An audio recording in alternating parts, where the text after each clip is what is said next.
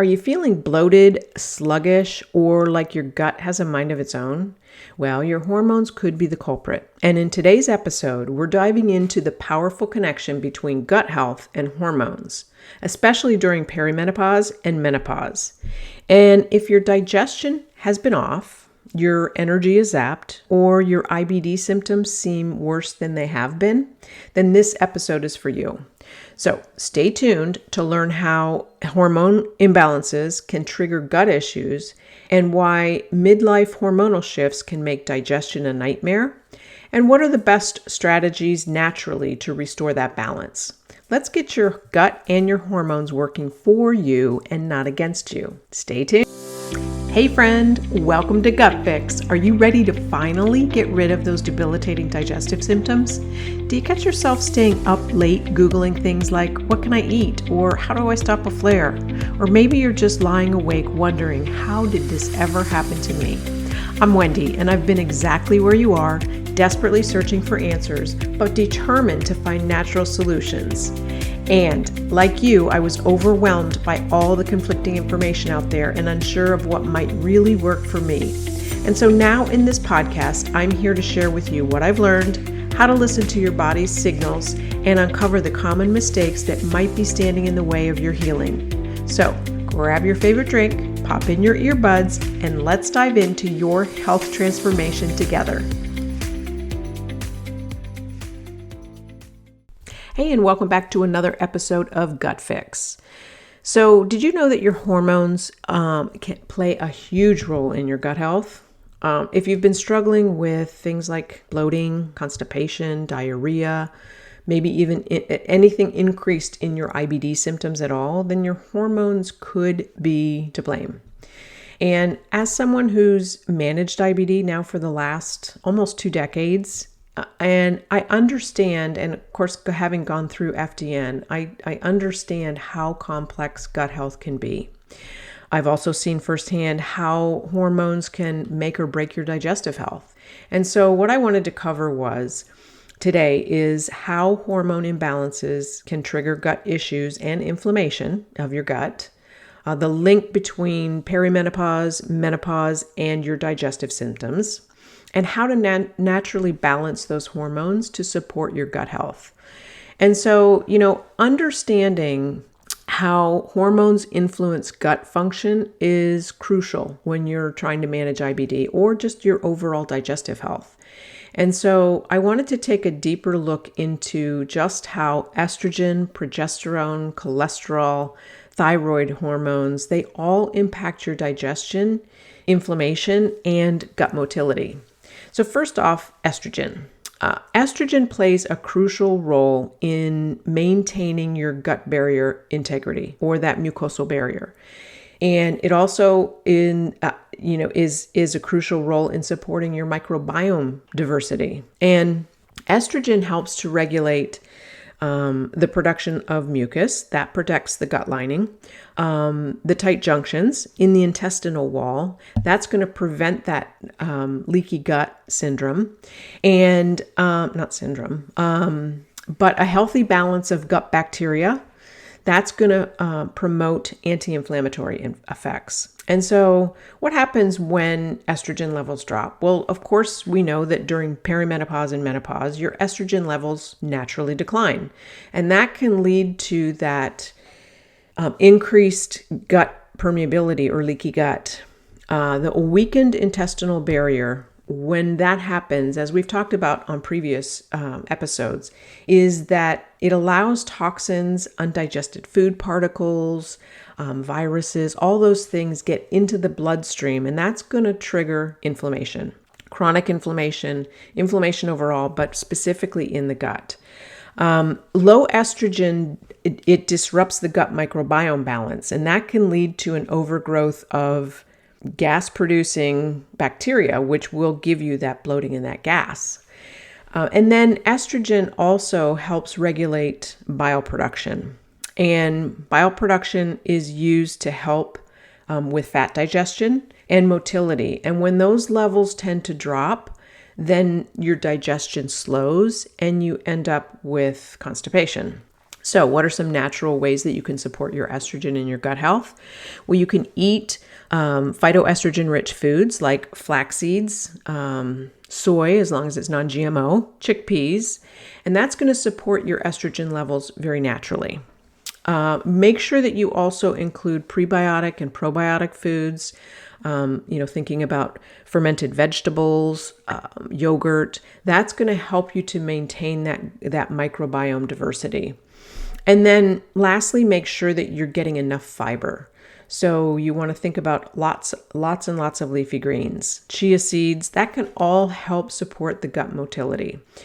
So the next hormone is progesterone.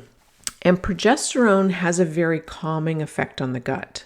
And what it does is it helps to regulate the smooth muscle contractions in the intestines. It plays a role in reducing that gut inflammation because it acts as a natural anti-inflammatory. And so think of it like estrogen being sort of the pro-inflammatory, we need it, but the progesterone kind of balancing that out and being that natural anti-inflammatory. And when your progesterone levels tend to get low, as going through perimenopause and menopause, it naturally declines just like estrogen does. And what symptoms that can cause is a much slower digestion and that constipation. Low progesterone leads to weaker intestinal contractions, and that makes those bowel movements less frequent. There is also a gut-brain disruption. So, progesterone interacts with the nervous system, and when you have low levels, that can contribute to stress-induced gut symptoms. And make those symptoms appear worse and come on stronger. Also, sluggish digestion can lead to food fermenting in your gut, and that's going to produce excess gas. So, what are some natural ways to support your progesterone and digestion? Is to, number one, you've got to prioritize your stress management because chronic stress it depletes your progesterone. And so, really working on mindfulness, practicing yoga, meditation, just anything that you find that helps you manage your stress. Exercise also helps manage stress.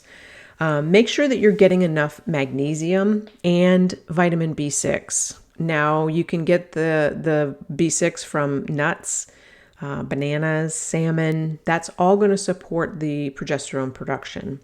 And then make sure that you're supporting your gut motility with making sure that you are staying very well hydrated and getting gentle movement in, like, not running marathons like I used to do, but more gentle movements like going for a walk or yoga. Those kinds of things are very gentle.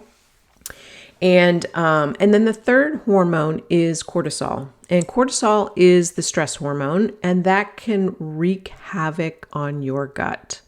So, cortisol is the body's main stress hormone, and it's released by the adrenal glands in response to stress. And it is essential for survival.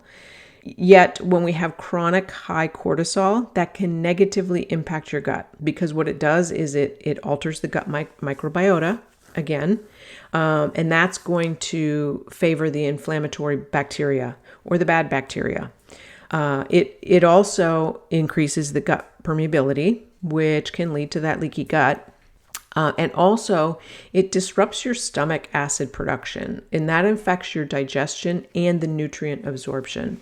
And that's something that I experienced, and it happens anyway. That the stomach acid that over time as we get older tends to we tend not to have as much anyway. But you add chronic stress to that, and your cortisol being constantly elevated, it can wreak havoc on your gut.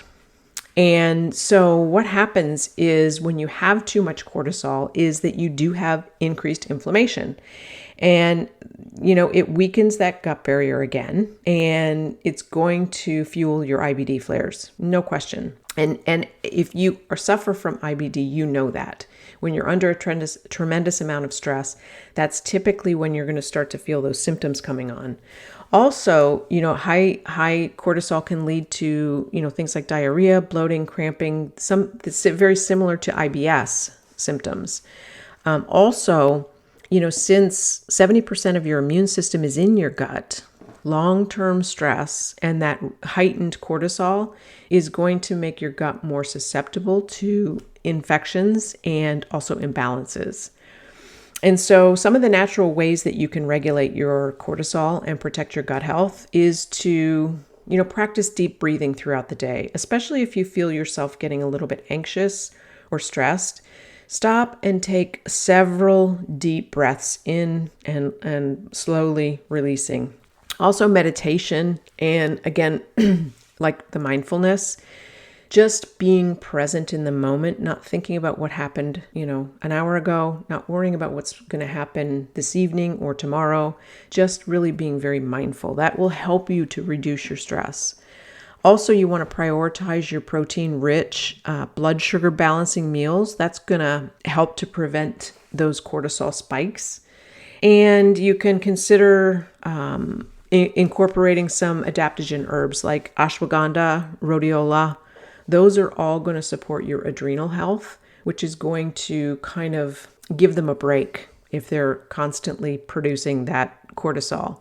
They can get really tapped out and can actually lead to adrenal fatigue. So you really want to support those adrenals. And then the fourth hormone is your thyroid hormones, and that can really affect it plays a major role in your digestion, and it regulates your metabolism and your energy production for all of your cells, including, in your digestive tract. Also the gut motility, that it helps, food move through efficiently and move through the intestines very efficiently. Thyroid hormones also help with bile acid production. So, bile acid is crucial for fat digestion. And if you don't have a gallbladder like I don't, I actually take a supplement called ox bile with any of my meals that I have high fat with. That is going to help me to digest that fat. And so what happens when thyroid hormones are low? That can be commonly known as hypothyroidism when it's extreme, right? It doesn't have to be, but they do tend to get low, and it could lead to hypothyroidism. What happens is you end up with sluggish digestion, possibly constipation, because a slower metabolism is going to result in that poor gut motility. You're also could possibly be feeling increased bloating and discomfort. So when food sits in the gut longer and doesn't get digested and doesn't move quickly through there, that can lead to fermentation in the gut, which leads to gas buildup. Then you get that gas and that bloating and that discomfort feeling, oftentimes after you eat if it sits there too long. Also, low thyroid function, because it reduces that stomach acid, can lead to very poor digestion of proteins and minerals like your iron and your zinc. So the nutrient absorption is, it's actually malabsorption at that point. And then some natural ways to help you support thyroid and gut function is to make sure that you get adequate iodine, selenium, zinc. And these are all found in things like Brazil nuts, seafood, eggs, for example. They're all going to help with thyroid function. And make sure that you're eating warm, easy to digest foods. So a lot of times, I found that I ate a lot of salads and a lot of raw vegetables, and actually those are harder to digest. And so you want to make sure that you're eating things that are warm, that are cooked. You want your veggies cooked, soups, things like that. That's going to help support if you have sluggish digestion. And then make sure that you get regular thyroid functioning testing, just to make sure that you are keeping your hormone levels at the optimum levels for you. And so the key takeaways are that estrogen supports your gut lining. Low levels can lead to leaky gut and constipation. Progesterone helps keep digestion moving, and low levels can contribute to sluggish bowels and bloating. Chronic stress raises your cortisol, which disrupts your gut microbiota and increases inflammation. And thyroid hormones regulate metabolism and gut motility. Low thyroid can lead to hypothyroidism, which will slow your digestion and cause bloating and constipation. And so by balancing your hormones through your diet, your lifestyle, your stress management, you can support your gut health and reduce those IBD symptoms and improve your digestion. So I wanted to cover quickly the link between perimenopause and menopause and your digestive systems. Well, we already talked about that when you're in perimenopause and menopause, obviously your estrogen and your progesterone levels typically get lower. They do fluctuate, but they also get lower. And that doesn't affect your gut bacteria, the slower digestion, and all of that. Also, during perimenopause and menopause, you might also notice that you have food sensitivities that you didn't have before. So you might eat something that you used to always eat, and then all of a sudden you react differently to it, and not in a good way. Also, you can experience increased acid reflux and even GERD during this time because of that lower bile acid and stomach acid production. And again, so just things that you can do to help is increase your fiber, get them from your cruciferous vegetables, leafy greens, flax seeds, things like that. That's going to support your estrogen metabolism. Probiotic, prebiotic foods, kimchi, sauerkraut, onions, garlic, those are your prebiotics. That's going to help balance the gut bacteria. And make sure that you're balancing your blood sugar as well. So getting the proper macros, your proteins, your healthy fats, and your fiber at every meal, that's going to stabilize your insulin and your cortisol levels. And always, this is just good for anything and anybody, even if you're not perimenopause, menopause, or have gut digestion issues, is limit the processed and ultra processed and sugary foods, because that does lead to overall systemic inflammation anyway. And, just making sure too, the other thing too is prioritizing your sleep, making sure that you are getting a good quality 7 to 9 hours of sleep. That is also going to help with your digestive issues. I hope that this has given you a little bit of insight into how hormones play and have an impact in your gut health. And I hope that you found the information helpful. If you want more information, or if you want my free IBD on the go guide, you can grab it at in the link below, in the show notes below, or by going to bit.ly/IBD guide. That's bit.ly/IBD guide. Thanks for tuning in. And until next time, stay happy and stay healthy. Hey friend, I hope today's episode brought you some real value. If it did, would you take just 30 seconds to share it with a friend who might be struggling to get her gut in check? And if you're feeling extra generous, leave me a review on Apple. It absolutely lights me up knowing that this podcast is making a difference for you. All right, it's time for me to grab my protein shake and get my gut happy. I'll see you back here next Tuesday for another episode of Gut Fix. And until then, stay happy and stay healthy.